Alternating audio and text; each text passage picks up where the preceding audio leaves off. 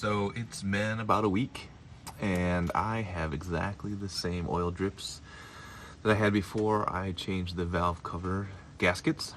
So those gaskets were pretty bad, so if they weren't leaking as well, then they're going to soon. So I'm glad I replaced them, but the next thing to change out is the gasket for the upper oil pan, and it's a big mess up there. So there's some really good videos that already exist on how to do this step by step. So I'm going to link to one of the videos I really liked somewhere here on the video or in the description, and then just go over a couple of the high points when I do this myself. But as we get started, important things are the torques that you'll need in the end. These 5 bolts are going to be 40 foot-pounds when you put it all back together, and then the 10 millimeter bolts up there are 105 inch-pounds, or about 9 foot-pounds of torque when you put those back on. But pretty simple process. It sounds like you remove the transmission front protection shield there, remove all the bolts for the pan, drop the pan down, take the gasket off, scrape it off, new gasket on, put it all back together, torque it down. Should be good to go. I'm also due for an oil change anyway, so it works out that obviously you have to drain all the oil and replace it, so hopefully it doesn't take that long. And the only other things that I noticed in the other videos, don't forget to take the dipstick out before you try to put the pan back on. And the sequence for putting these bolts back in is important, I guess. Get them all started, then you do these outside bolts, and then these bolts, 40 foot-pounds. But anyway, we'll talk more about that later. So I just pulled the cover, the transmission cover off that you have to take off in order to get to the oil pan gasket bolts. So I want to point out a couple things. So I'm doing this in my garage. I've got a 2.5 inch suspension lift, otherwise I'm just laying on the floor. So these bolts are, they're, well, I'm gonna say this long, but they're about 2 inches long. They're threaded all the way in, so you do have to back them out all the way. Mine were threaded pretty tight all the way, so I had to use a wrench on it for probably 90% of backing it out, so be aware of that. It sucks to drop tools on your face. It sucks even more to drop this on your face. There is a gasket on the top though, which is nice because it kind of stuck it up to the top even after I pulled all the bolts out. So it kind of stuck up there. But it's not really heavy, so it's you don't need a couple of hands. You can hold it up there with one hand and ease it down once you get all the bolts out. But do make sure your face is not underneath it when you pull that last bolt out, so that you don't get face crushed, because that would kind of suck. But came off pretty easy, and just be sure you've got some good leverage, because it is torqued to like 40 foot-pounds. You got to break that torque.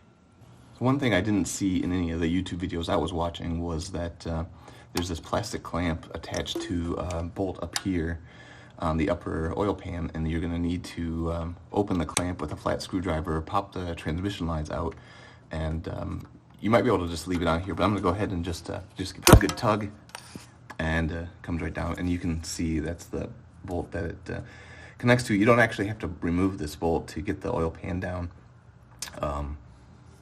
but just heads up on this plastic clamp. Alright, well, I got the pan out, and this is what it looks like. The bolts came out really easily.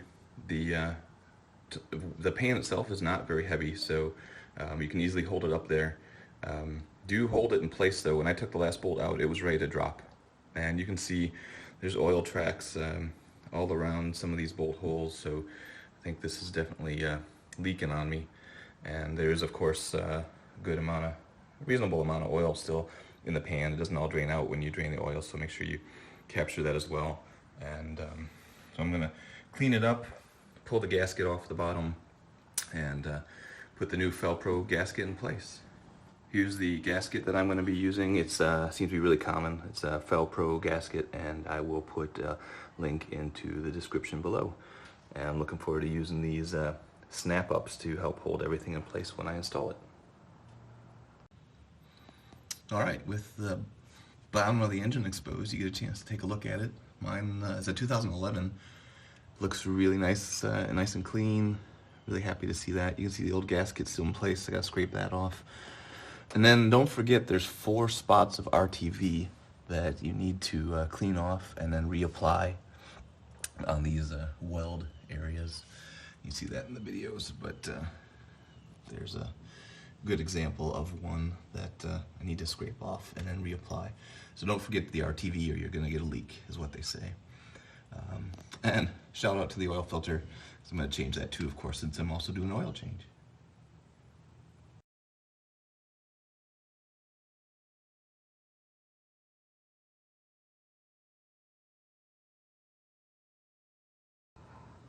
Okay, so here we are, 10 hours later. And I told you I'd give you some lessons learned that I didn't hear in other videos, and I've got a couple for you. First, these bolts, they are size M6 by 1.0 by 20 millimeters long. I know that because when I went to install one of these after I had gotten the drain pan out, it snapped. Just running it in, not even torquing it, it snapped, and it took forever to get it out. So, lessons learned, be really careful putting your bolts back in. And in fact, I would recommend investing in an M6 by 1 tap. And go ahead and run a tap through all these bolt holes so that you don't run into issues. And I would also make sure that the bolts you pull out, that you clean the threads. This is what's left of the bolt.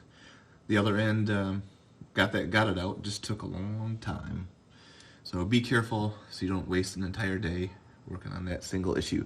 The other lessons learned, I saw this in somebody else's video, and I don't know if it's necessary or not, but it sounded easy enough to do. But they said to on your transmission dust cover, torque these outside bolts first, then torque these 3 bolts, and then do these 2 inner bolts last.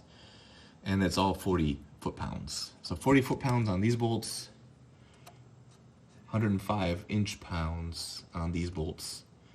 I hope yours goes successfully, and I hope you have a lot less time involved than I ended up on this project. Good luck.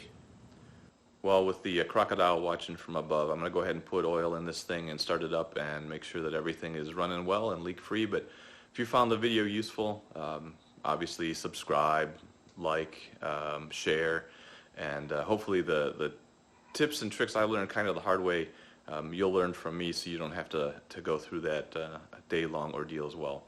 So hopefully this was helpful to you, and we'll see you next time.